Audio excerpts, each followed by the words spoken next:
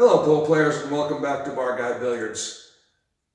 I'm sure most of you people that watch this video, my videos, or videos of the myriad of other pool vloggers out there, predominantly are playing 8-ball, 9-ball, 10-ball, and maybe perhaps some straight pool. But you know what? It's a lot of fun to get away from those games sometimes and have a little fun.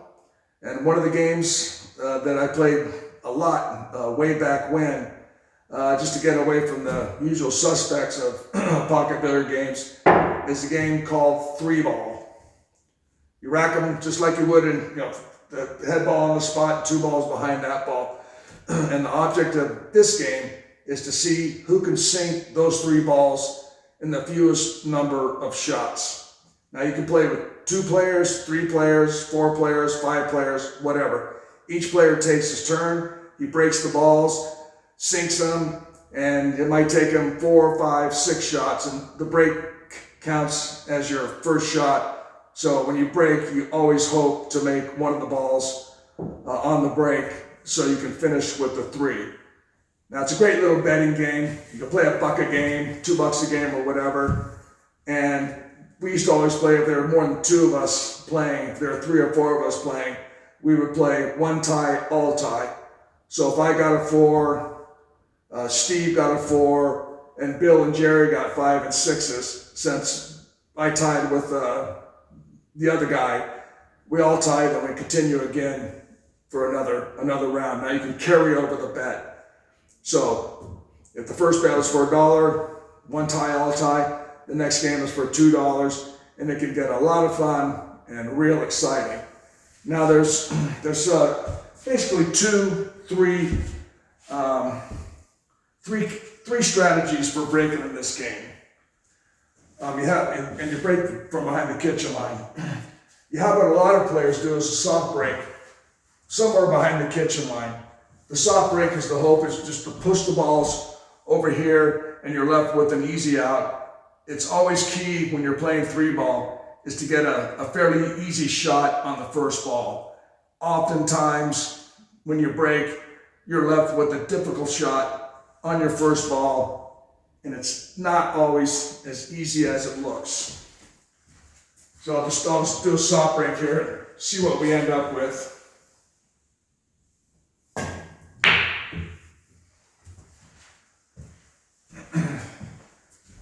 And this happens a lot with the soft break. I got these 2 balls fairly close together, and I really don't have a shot on either one. I can maybe bank the 5, and I have a real difficult shot on the 3 over there in that corner. Neither one is a good choice. If these aren't easy shots, probably a fairly decent chance that you'll miss. And now I'm left with this scenario. Now I'm in real trouble. Now I've already 2 shots in, and I got 3 really difficult shots to make to score a 5. Let's try another soft break. I forgot to mention, if you scratch, you lose automatically. We'll try it head on this time. See what I end up with.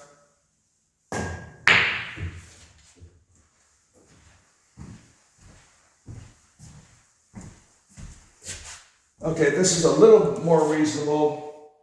I would probably shoot the 5 in the side, the 3 in that corner pocket, and then bring the cue ball over here for the 2 down in the corner here for a score of 4. Now the other break strategy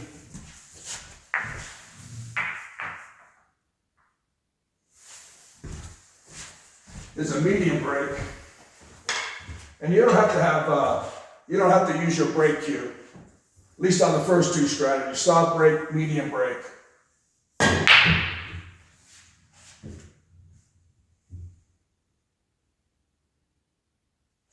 Okay, this turned out really well. I can shoot the 5 in the corner.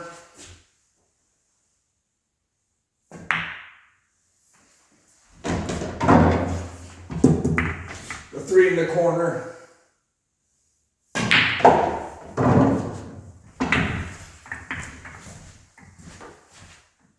and the 2 on the side.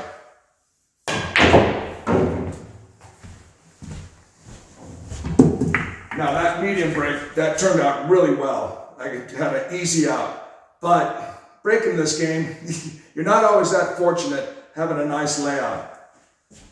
Then the other strategy is the boom breaker, breaking it really hard like you're breaking a racket 9.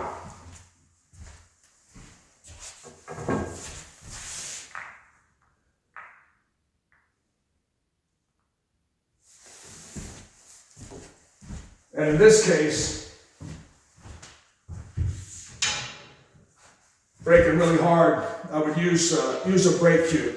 Now, one of the strategies of the boom breaker, breaking really hard, is to break from this side and try to get this quarter ball, the 9 ball in this case, to come around and come in this pocket. And you break it fairly hard with a little top left English. Okay, the 9 ball didn't even come close. That's because I don't think they were racked very tight. But you can see what it now I'm left with a pretty difficult out to score a 4. Got a real tester shot in that 14 ball. If I make that 14 ball, I have a good chance of getting out, but that's not a particularly easy shot.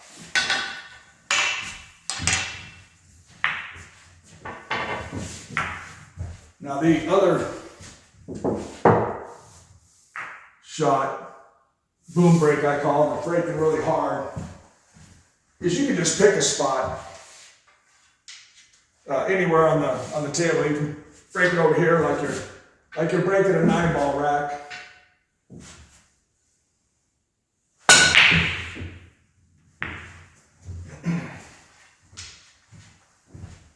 And hey, I got lucky. And actually, I hit that shot really poorly.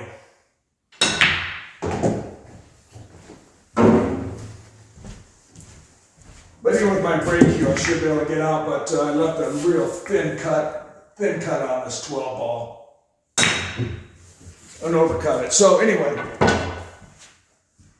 you can play this game and deploy each of those break strategies and see what works best, but it never really turns out easy every time. Sometimes you get a nice break, sometimes you're left with a real tough out to score a 4.